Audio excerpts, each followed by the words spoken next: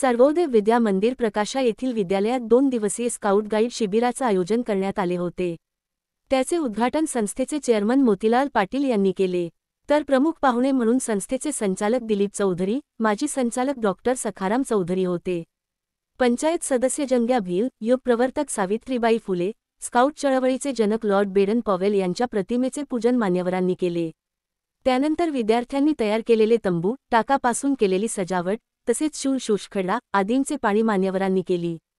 पहिल्या दिवशी शिबिरात गोंडपाट उडी, लिंबू चमचा, संगीत खुर्ची, रनिंग, पायातील फुगा फोडणे असे विविध स्पर्धा घेतल्या। सामूहिक खेळ, विश्वप्रार्थना, नवनियमावर आधारित गोष्टी स्काउट प्रमुख नरेंद्र गुरव यांनी सांगितले। दुसऱ्या दिवशी विद्यार्थ्यांनी स्वतः चुलीवर स्वयंपाक केला। पुरी, पोळ्या, भाकरी, शेवभाजी, दाल तडका, वांग्याचे भरीत, मसाल्याची भाजी, शिरा, गाजर हलवा, दुधळी शिरा, ठेचा चटणी, मसाले भात असे विविध 100 चावर अन्नपदार्थ बनवले होते। विद्यार्थ्यांनी स्वतः पोळ्या लाटल्या होत्या। त्याची ताट सजावट स्पर्धा घेण्यात आली।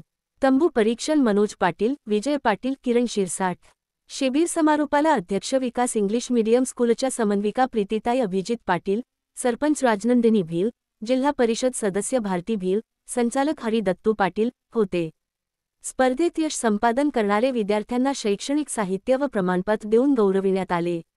त्यात गोंडपाट उडी प्रथम योगेश देवरे, कोमल महाजन, रनिंग स्पर्धेत प्रथम सिद्धार्थ सामुद्रे, महिमा पाडवी, लिंबू चमचा स्पर्धेत प्रथम गणेश माळी, मुबतशिरा खाटीक, फुगे फोडणे दिनेश भोई, संगीत खुर्ची मोफत मुबतशिरा खाटीक, ममता पाटील मॅडम, तंबू सजावट स्पर्धेत वीर सरदार पटेल पथक, स्वामी विवेकानंद पथक, राजमाता जिजाऊ, झाशी की राणी यांनी यश संपादन केले। याप्रसंगी तात्यासाहेब मोतीलाल पाटील यांनी सांगितले की विद्यार्थ्यांनी मोबाईलपासून लांब राहावे, पुस्तकाशी जवळीक वाढवावी, विद्यार्थ्यांच्या सर्वांगीण विकासासाठी स्काउट गाईड सारखे उपक्रम घेणे गरजेचे आहे।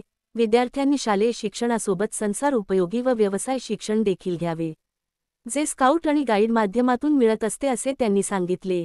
याप्रसंगी शाळेचे प्राचार्य, उपमुख्याध्यापक, सर्व शिक्षक लोक उपस्थित होते।